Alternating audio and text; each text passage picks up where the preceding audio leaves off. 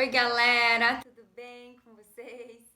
Estamos aqui super animados neste dia para falar sobre punição, né? Um assunto assim, tipo, novidade pra gente, que a gente quase não falou nada sobre isso, né? Hoje a gente vai falar um pouquinho sobre o ponto de vista do Seidman, né? No capítulo 4 do livro dele sobre coerção e suas implicações.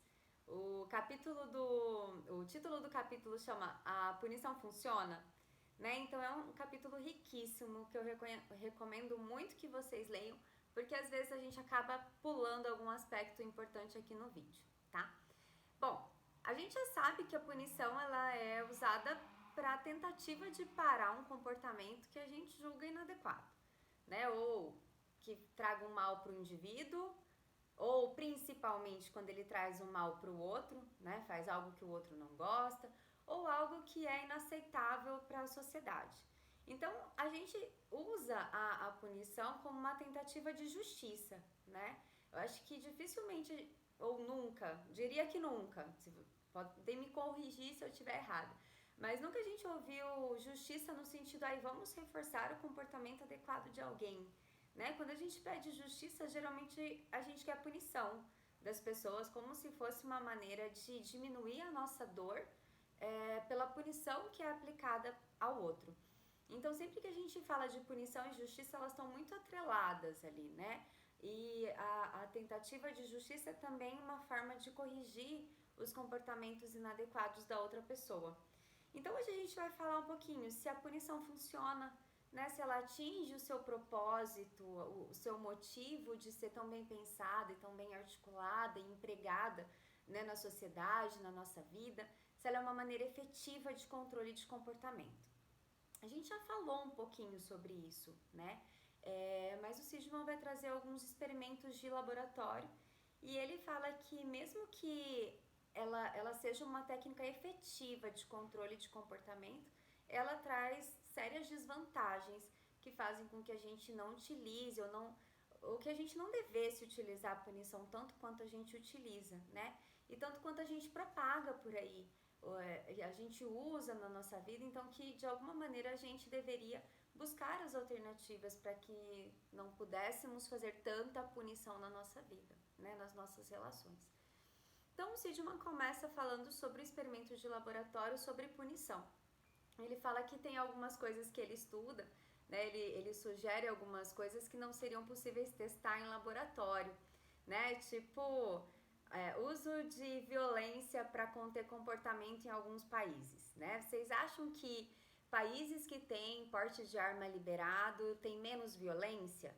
Né? E aí ele começa a se questionar sobre isso. Olha, não necessariamente o controle do uso de armas é a contingência que sustenta a não violência desse povo, né? Pode ter outros motivos ali. Eles podem ter tido uma educação diferente, eles podem ter tido uma aprendizagem, enfim, ter se conscientizado de tudo isso, mas não necessariamente é a lei que controla a violência das pessoas, né? E a gente vê muitos dados de que países que têm o porte de arma liberado não têm menos violência, né? Então, assim, começa a se questionar sobre a efetividade da punição, tá? Então, isso a gente não consegue fazer em laboratório, que tem um controle maior das contingências, né? Então, é bem legal a gente poder pensar em experimentos, porque a gente consegue dizer que aquele comportamento acontece porque tem estas variáveis interferindo, tá? Então, como é que a gente faz experimentos? A gente tem um controle grande, onde a gente tem uma linha de base, né? E o Seidman comenta, olha, a gente pega um sujeito rato, que tem ali uma série de comportamentos que eles se repetem ao longo do tempo, tá? Então a gente pegou um rato e ensinou ele a pressionar a barra, e depois de pressionar a barra ele obtinha alimentos. E aí a gente observando esse rato ao longo do tempo, a gente observou que o comportamento dele se repete muitas vezes. Então, ele continua por longos períodos pressionando a barra e obtendo alimento. Mas, de repente, esse comportamento que antes era aceito se torna não aceito mais. E aí as pessoas começam então a punir esse comportamento, tá? Então, laboratório, tá? Junto com a comida que é disponibilizada para o rato, é acrescentado um choque. Então, o rato pressiona a barra, recebe um choque e depois alimento. E aí ele fala assim, olha, antes então o trabalho do rato era muito bem obrigado, um trabalho bem visto, e aí de repente do nada se tornou um comportamento a ser punido, um comportamento visto como inadequado. Então pensa vocês o quanto na nossa vida, né, a gente está emitindo respostas que a gente vem emitindo há muito tempo, como sendo respostas que de alguma maneira trazem reforçadores pra gente e que de algum, sei lá, passou um tempo, chegou uma pessoa nova e ela começa a sinalizar pra gente que aquele comportamento que a gente emitiu a vida inteira e obteve reforçadores não é mais um comportamento bem visto, tá? Então é mais ou menos isso que acontece com ratos se a gente trouxer pra nossa vida. Não estamos dizendo que somos ratos, ok? Mas que o padrão comportamental ele é muito semelhante, tá? Então vou contar o experimento do rato e depois a gente joga pra nossa vida. Então foi acrescentado um choque leve, tá? Para o comportamento do rato. O rato ele é administrado no piso da caixa de Skinner, né? Então sai um choque pequeno, mas em toda a base da caixa, e aí o rato sente isso e depois a comida é dispensada. O choque então dura uma pequena fração de segundos e aí o animal ele para, né, de pressionar a barra ali naquele momento. Mas depois de algum tempo, né, ele volta a pressionar a barra. E aí o Sidman fala o seguinte, olha, na nossa vida, eventualmente a gente recebe um choque acidental, né, um choque leve, um choque pequeno por algum dos nossos comportamentos, né? E aí, mesmo que a gente tenha recebido um choque, que a gente sabe como que é receber um choque, né? Ele tem até um capítulo que fala sobre choque, mas ele usa o nome choque para identificar a punição, né? Ou estímulo aversivo. Então, sempre que ele está falando de choque, ele está se referindo ao aversivo, que não necessariamente é um choque físico, tá? Pode ser... na vida a gente já recebeu várias broncas, na vida a gente já recebeu vários tapas, né? Então, ele usa como sinônimo de choques. Então, entendamos, toda vez que eu falo de choque, qualquer estímulo aversivo que esteja aí disponível, tá? Então, a gente simpatiza com uma pessoa que é punida, né? A gente entende o que ela está sentindo, porque alguma vez na nossa vida a gente também já teve aversivos, né? A gente já passou por isso. Mas depois, então, de um período de supressão desse comportamento ou de parada, e a palavra supressão ela vai ser bem importante pra gente, tá? Então, supressão é a parada de um comportamento momentâneo. Então, mesmo após a supressão desse comportamento de pressionar a barra, o animal, depois de um tempo, ele volta a pressionar. Até porque esse é o único comportamento onde ele consegue receber reforçadores também, né? Porque apesar da barra produzir choque, é a barra que também produz alimento, certo? Então, esse punidor, a princípio, ele suprimiu o comportamento do rato em pressionar a barra, mas o rato, ele não sabe outra maneira de conseguir comida. Então, por isso, ele volta a pressionar a barra. E aí, obtém, além do choque, obtém alimento, tá? Então, a gente fala que essas duas consequências, elas estão em competição. É o mesmo comportamento que produz consequências reforçadoras e consequências punitivas. E aí, como elas estão concorrendo ali, e o rato vê como a sua única maneira de conseguir reforçadores, ele continua pressionando, porque o choque é leve, tá? Então, até lembram de quando a gente falou de privação e saciação, né, de reforçadores e o quanto isso torna o reforçador mais efetivo, né? Então, assim, pensa vocês que o rato tá lá na caixinha, sem comida, e aí, quanto mais ele fica sem comida, mais a comida se torna um reforçador forte, né? Porque ele tá em privação. Então, se a pressão da barra é a única forma dele obter alimento, provavelmente ele vai repetir, né, esse comportamento no futuro, tá? Deixa eu ver se eu esqueci de alguma coisa. Beleza. Então, beleza, choque leve, o animal para um pouquinho e depois o animal volta a obter alimento porque ele volta a pressionar a barra, beleza? Aí o Sidman fala assim, mas e se os choques forem intensos? o que é que acontece? Se o choque for muito forte, tá? E o animal sofrer muito com esse choque, é muito provável que o animal nunca mais volte a pressionar esta barra. Aí a gente pode pensar, legal, então punição muito forte funciona. Funciona, o animal para de pressionar a barra, mas ele pode morrer de fome porque ele nunca mais tenta pressionar essa barra novamente, tá? Então, ele pode perder todos os reforçadores que ele tem por uma punição forte, né? Até os reforçadores que sustentam a vida. Então, mesmo a comida, assim, um reforçador de alta magnitude, em vista do choque intenso, né? Como são competitivos, o animal pode nunca mais pressionar a barra. Guardem essa informação, então, no coração. Bom, essa eliminação completa... Vou ler um pedacinho aqui para vocês, ó. O que frequentemente não é avaliado é que a eliminação completa da competição entre reforço positivo e punição pode fazer com que mesmo a punição suave pareça funcionar. Então, olha que ideia bacana que é essa. A gente falou, então, que a punição suave não funciona, né? Como parada constante do comportamento. Ela para o comportamento na hora e aí depois o rato volta a pressionar a barra porque ele precisa do alimento, é a única maneira que ele consegue obter esse alimento.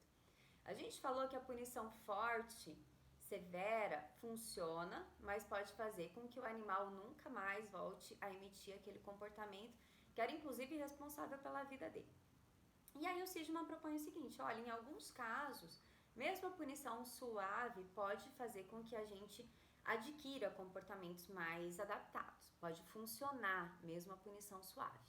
Então, em que sentido que ele faz isso? Lembra que a gente, emitindo um comportamento, tendo uma consequência punitiva, o comportamento para na hora. Então, o Seligman fala, olha, aproveita essa supressão do comportamento, essa parada, e ensina um novo comportamento para aquele indivíduo, né? Para que ele possa obter os mesmos reforçadores.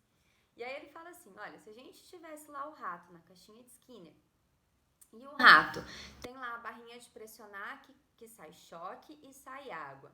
E se ao invés da gente usar só essa barrinha, a gente colocasse uma corrente no teto e nessa corrente ele recebesse só comida, provavelmente ele iria pressionar essa barrinha ao invés da outra que tinha choque, né? Então, a gente aproveita esse tempo de supressão condicionada, lá de pressionar a barra e ter choque e comida, antes dele voltar a emitir esse comportamento de novo, para ensinar uma nova habilidade para ele, que é obter os reforçadores por outro comportamento, tá? E provavelmente, quando ele tem um reforçador ali, diminui a chance dele ter outros comportamentos na vida, né?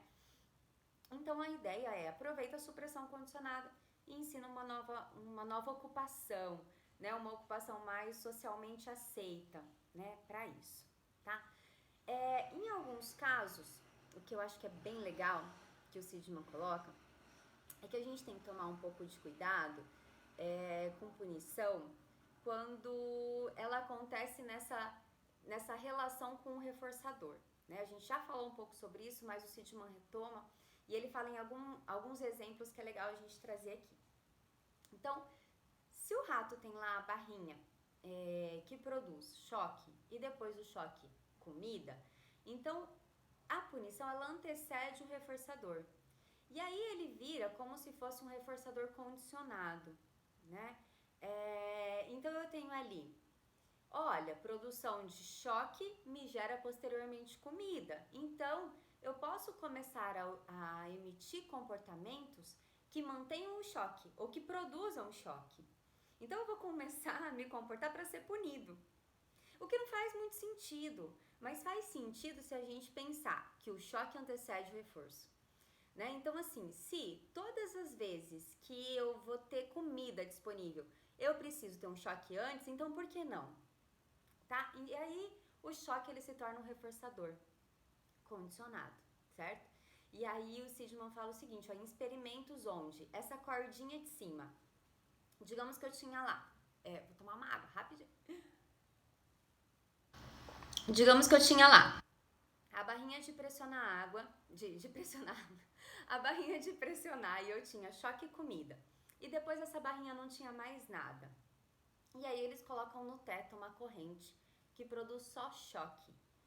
O rato começa a pressionar, a puxar essa cordinha com mais frequência, e a punição ela se torna um reforçador por si só, sem necessidade de ter comida depois, né, reforçadores depois, porque ela se tornou um condicionado.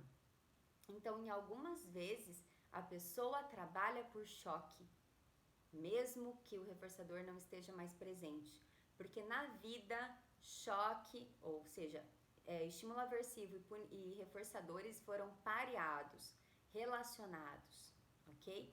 E aí, então, eu tenho produção do aversivo como antecedente do reforçador. E aí o aversivo ganha uma força de reforçador. E aí parece que pra gente que não tem esse pareamento, parece uma coisa muito de doido, assim, né? Como assim que as pessoas gostam de sofrer, né? E a gente se pergunta, nossa, não, nada a ver isso aí, né? Porque a pessoa tá emitindo um comportamento que traz sofrimento para ela, né? O Sidman usa o exemplo de comportamentos autolesivos, por exemplo. Por que que uma pessoa emite comportamentos autolesivos que trazem mal para ela? Ele é um aversivo, ele é um punidor. E aí ele fala o seguinte, ó, em algumas situações, não vamos generalizar, como não generalizamos nada, né? Entendemos que a função de cada pessoa é uma, né? E cada um emite um comportamento de acordo com a sua função, tá? Mas em alguns casos, o comportamento autolesivo, mesmo sendo prejudicial a si, ele antecede um reforçador que é a atenção, tá? Então, em alguns casos, as pessoas só obtêm atenção depois de um comportamento autolesivo. E aí, o punidor antecede o reforço, e aí ele se torna um condicionado. O próprio ato da automutilação se torna um reforçador, ok? A gente pode usar esse exemplo, então, para comportamentos autolesivos. A gente pode usar esse exemplo para comportamentos masoquistas, né, onde a pessoa tem prazer só depois do sofrimento, onde várias vezes foi relacionado dor com sensação de prazer sexual, e aí então é como se a pessoa só obtivesse prazer se antes ela sofresse, ok? Pareamentos relacionados ao longo da vida, tá? Então, tem mais um exemplo aqui que eu vou trazer para vocês. O Sidman fala assim do comportamento masoquista. Nunca foi testado em laboratório para a gente dizer exatamente como parar ou como quebrar, né, essa relação dos dois eventos, e a gente nunca analisou o masoquismo em laboratório, até porque seria um pouco, né, mais difícil para a gente falar disso com ratos. Mas provavelmente segue a mesma linha, né? E a gente já falou um pouco de pais que punem os seus filhos, depois se sentem culpados e aí vão agradar as crianças e fazem o que elas querem e dão a entender para as crianças que eu preciso trazer, excitar um lado ruim no meu pai para que ele me ame, né? E aí então a gente faz esse pareamento de dor com reforçadores, e aí a própria dor se torna um reforçador. Que a gente precisa tomar bastante cuidado quando isso acontece, certo? Bom, então a gente sabe que o objetivo mais razoável da punição é parar um comportamento inadequado.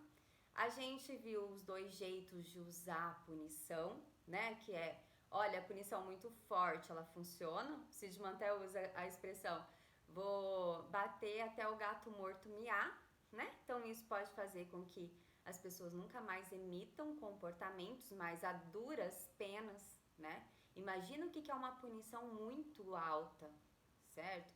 Para mim, uma punição muito alta pode ser diferente de alguém que teve uma vida com muitos punidores durante todo o processo, né? Então, assim, é muito individual também pensar no que é uma punição extremamente alta, tá? Funciona? Funciona, mas é viável? Quase matar alguém para que ela não emita mais comportamento? Não, não é viável, ok? E um outro jeito de usar a punição é uma punição leve, né, com a parada do comportamento, aproveitando esse tempo, então, para ensinar comportamentos adequados. E o Sidman termina o capítulo de uma maneira linda e que eu quero deixar, olha, a coisa mais importante desta aula aqui é a seguinte: essas são duas maneiras de usar a punição, mas não são recomendações. Não estamos dizendo para ninguém usar a punição, pelo amor de Deus, né? A punição não é o melhor método. Além de suprimir a conduta da pessoa, ela pune outras coisas que a pessoa faz, né? Vou até ler o final, ele termina o capítulo assim, ó. O sucesso da punição é inconsequente. Outras consequências que ocorrem nas pessoas que são punidas e naquelas que executam a punição levam inevitavelmente à conclusão de que a punição é o método mais sem sentido, indesejável e fundamentalmente destrutivo de conduta humana, ok? Então, a punição é péssima. A gente não deve usar a punição para as pessoas, tá? Ele está dizendo como é que isso funciona em laboratório, né? Mas ele não está recomendando o uso da punição. Só pra gente saber, olha, se funcionaria, se funcionasse seria desse jeito. Mas a gente não quer matar ninguém para que ela pare de se comportar da maneira inadequada, né? Não é um bom controle. A gente tem tantas outras formas de controle que são tão mais assertivas, adequadas, né? E quando eu falo controle, só pra gente retomar um pouquinho, a gente não tá falando que a gente é responsável pelos comportamentos do outro e a gente tá ali manipulando o comportamento das pessoas, tá?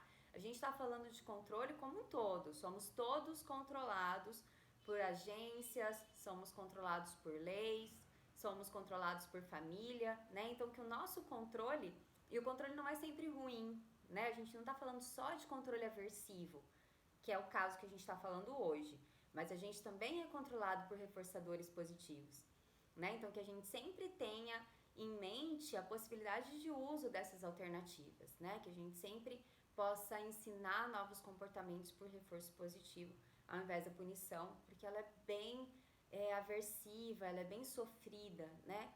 Principalmente para aquele que sofre a punição.